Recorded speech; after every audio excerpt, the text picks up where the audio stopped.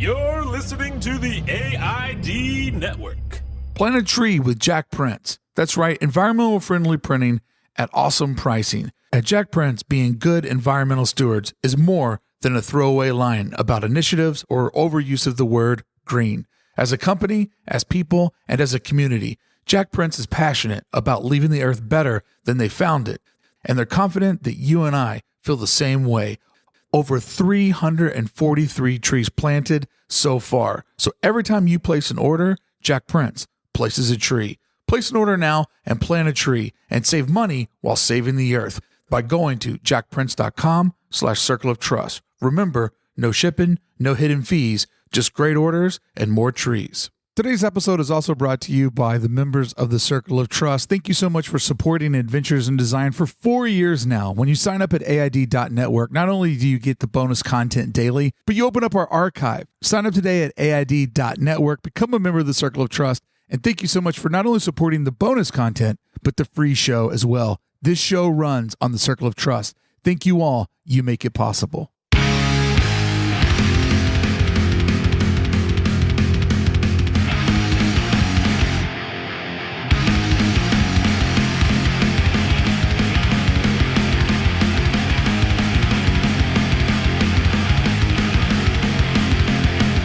I'm Mark Brickey. I'm Paul Conroy.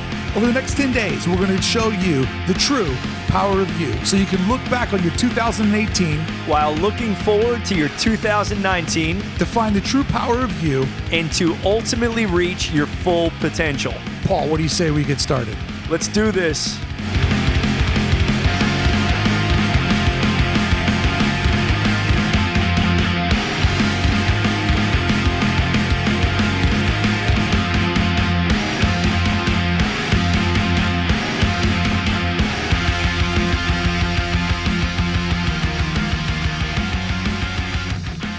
Paul, one of the things that I find to be fascinating about being a business owner is that you risk all these things for this freedom. I'm going to be my own boss. I'm going to be a free man. And then all you do for the rest of your life as an entrepreneur is try to build that daily ritual. Yeah. You try to find patterns where you can. You try to figure out what is the structure of, because nobody's telling me what time to start work. Does it start out better if I start at 7 a.m., 9 a.m.? If I get up at 4 o'clock in the morning? I've heard people throw that idea out. Get in 2 hours while the family's still asleep. Stay up super late, work a second shift. No matter what you do when you work for yourself, you're still trying to figure out what does that daily ritual look like. How have you been able to find rituals and find a balance to the chaos that is just being Paul Conroy and figuring it out every day? Yeah, so consuming a lot of content from amazing people has been a big part of it. Reading has provided a lot of fuel for my daily routines. And then also, just getting out there and having conversations with people that I look up to, right? And really getting as much information as I can, right? From people that are either aspirational, that I don't have relationships with, getting it off YouTube or reading, and then leaning into those that are close with me that I look up to as well, too. And then for me, it's been trial and error. I am so committed to my routine and developing discipline. And first it was getting up at 6:30, then it went to 6 o'clock, then it went to 5:30. Now it's 7 days a week, 5 a.m. And it's I start off with a journal. First thing I do, get my bulletproof coffee, write in a journal. Yeah. Go right from there.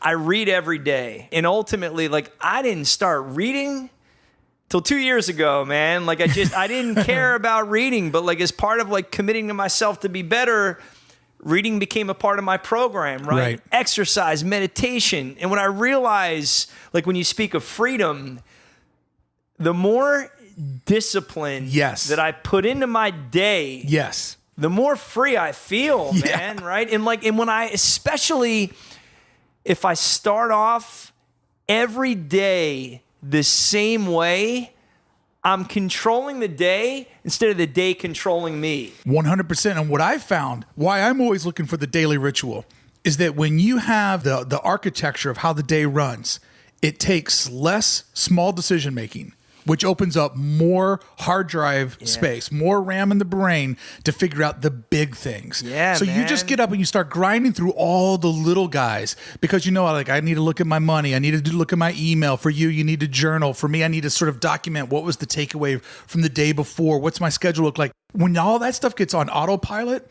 there's just a whole section of the brain that just opens up for the big thinker, the big play of the day, the big thing you want to check off, the master to-do list. And all of that comes from not waking up and going, oh, I don't know what I'm going to do today. 100%.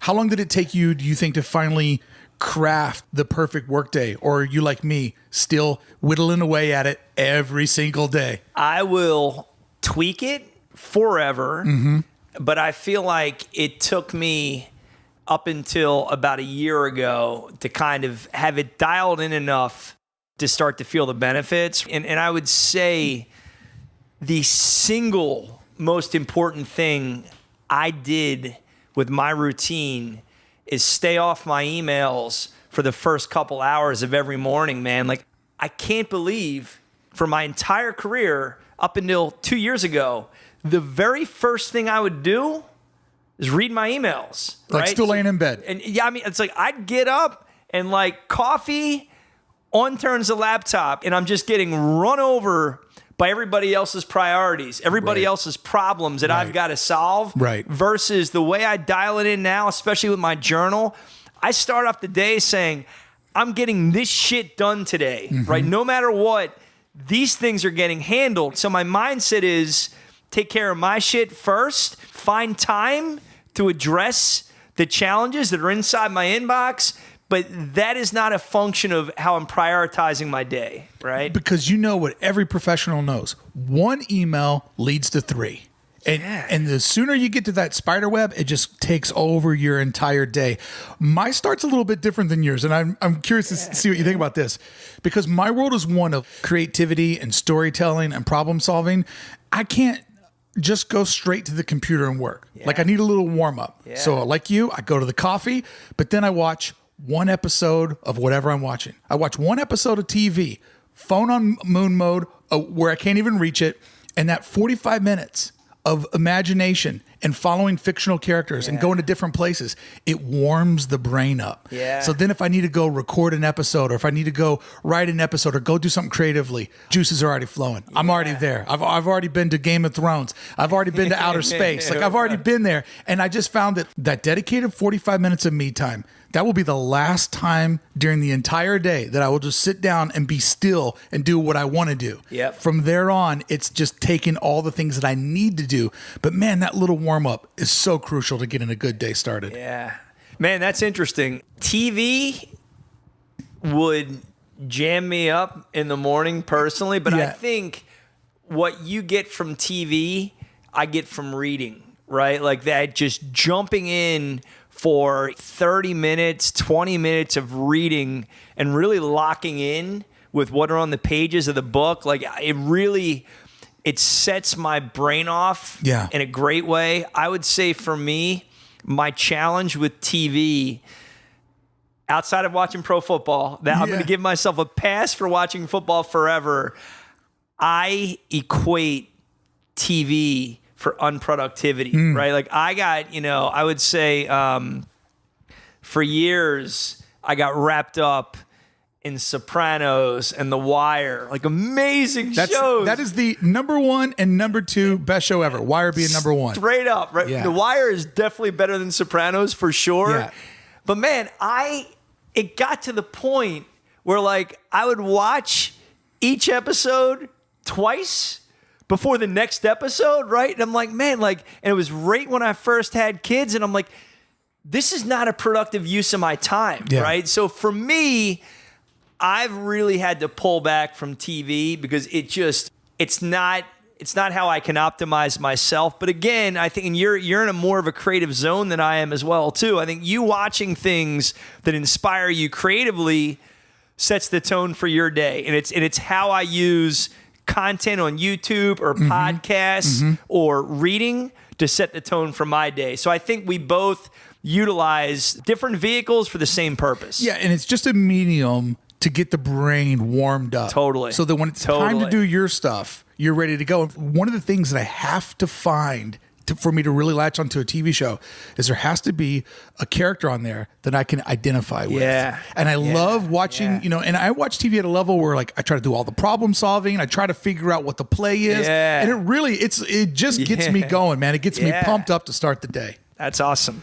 Thank you so much for listening to Paul and I. Paul, what do you say we come back and we do this again tomorrow? Can't wait, man. Let's go. Woo! We are cooking now.